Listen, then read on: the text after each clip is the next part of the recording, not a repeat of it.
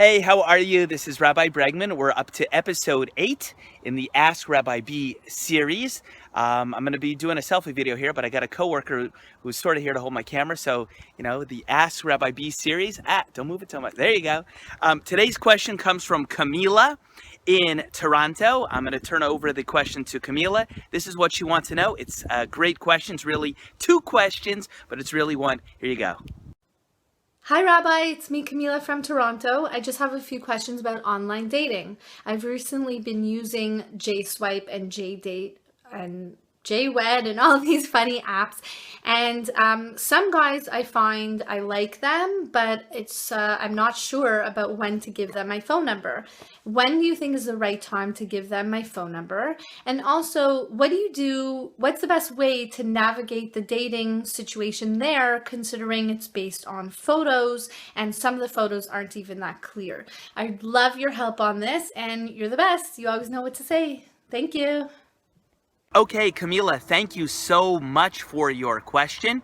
As I said on the other side of your little video clip, you're asking really about 2 things. The 2 things you're asking about involve online dating, and what do you deal with blurry pictures? How do you deal with the fact that it's a blurry world?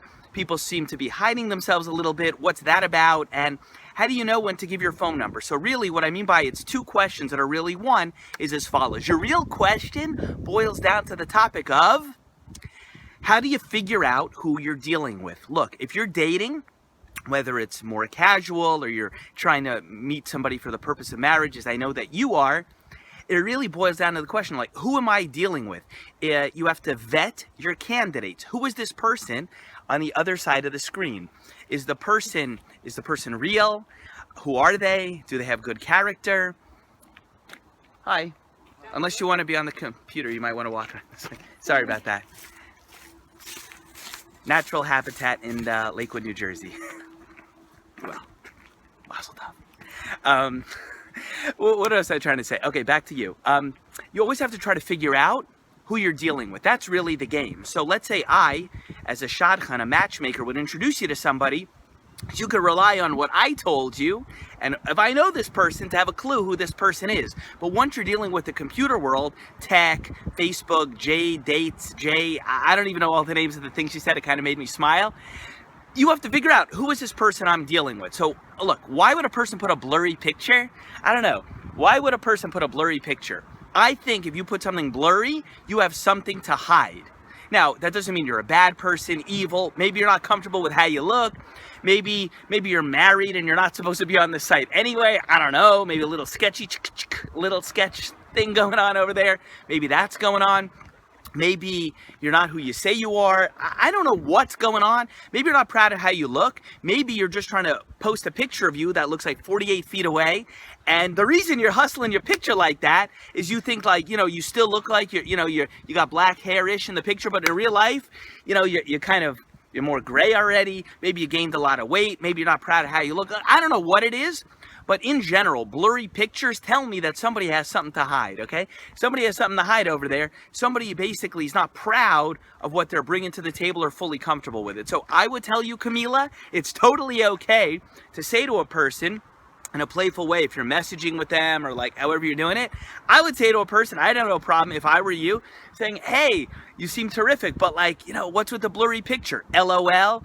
A lot of times when you're messaging with a person, you could say a lot of things that you might not otherwise feel comfortable saying, and you could drown it out in a little bit of an LOL. You feel what I'm saying? A lot of times you could do that. Ask them, hey, what's with the blurry picture? So that's that. So you have to figure out, who is this person? And even if you can figure out what they really look like in real life, what's their character like? Are they a psycho? Are they normal?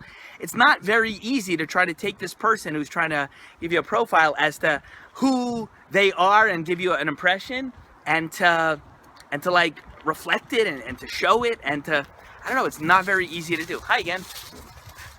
Okay, so that's what I'm trying to tell you over here. That's really what your question is. And that really gets to the next thing about giving a person your phone number. Look, the sooner you could get a person off of hiding behind the computer with smiley faces and things like that and get them to a real person on the phone, figure out who they are. When I was single, I wasn't so interested in what all the shadchanim and the matchmakers had to say as much as I just wanted to meet a person. Because if I can meet you, whether I'm you want to interview with me for a job, or you want me to coach you, you want me to mentor you, you want me to be your law client, the sooner I can meet you, the faster I could figure out who you are, what you're about. I'm pretty emotionally intelligent, not just book smart. For all y'all out there, right? I'm emotionally intelligent. I can figure out who a person is, and I download a lot of unspoken information off of a person when I get to meet them in real life. Everybody has that ability to some degree, and you can tell things from voice, tone, inflection, sense of humor. A lot of things are contextualized, and they make a lot more sense when you could speak to a person. But you have to be careful, also, because if you start giving out your phone number to somebody and they're a little bit sketchy or weird or strange or scary, that could be very painful and difficult and awkward for you as well, okay? So best advice I could tell you is be circumspect, use a lot of wisdom and intelligence, and try to figure out as best you can, who is this person? Is there anybody that you know in common? Could you cross-reference them with somebody on Facebook that's a friend in common? Be like, hey, I've been messaging with a guy on some app, and he's Jewish, and you look him up on Facebook and you see have friends in common. Maybe somebody actually knows him in common. I'm connected to 10,000 people already on Facebook, a slight percentage of whom I actually feel I really, really know in real life. But you got to figure out, who is this person that you're dealing with, and are they hiding? Are they not? And it's almost like you're going fishing. When you go on one of these websites and you throw that fishing rod out there, one of my coworkers was saying the other day, it is very much like, who knows what you're going to get? Maybe you're going to pull out a tin can. Maybe you're going to get a tuna. Maybe you're going to get a shark. Maybe you're going to get an old rubber tire that's floating in there that's polluted. I don't know what you're going to get. But I wish a lot of mazel and bracha, a lot of basically good influence from above and blessing, that God should help you out there, because it's rough. And I completely understand why a person will want to take matters into their own hands. It's like, you know what? I'm not waiting for matchmakers to help me. I'm not waiting for people in the community to think of me. I'm taking matters into my own hands. And I'm going to get there, and I'm going to message, and I'm going to text. And you know what? You may find that it could work for you, it could not. Many people have found people they married there, and others haven't. When I was single, I once tried doing this, and I got no traction whatsoever. And I thought I was great. I'm a lawyer. I think I'm kind of nice Jewish boy, religious. I'm tall. I don't know. I thought I was going to get traction on there, and I was trying to do this all those years ago before I met my wife, and I got no traction. So you could be amazing. It sounds like I'm saying I'm amazing, but I don't know. I thought it was pretty good, relative to a lot of the other singles, and get no traction. You could be who knows what, and you're just messaging all kinds of people. So it's not easy, but I hope that will help. Try to figure out who's hiding, who's not. And remember, even if a person is very cute, attractive, good looking in a picture, whatever else, that's very nice. But that doesn't mean there's any correlation to who's going to be showing up for you on a date and their inner character. Like right now, I'm filming this video on an iPhone. It's kind of nice, kind of slick. My screen cracked the other day, so I needed a few days to wait to get a new one.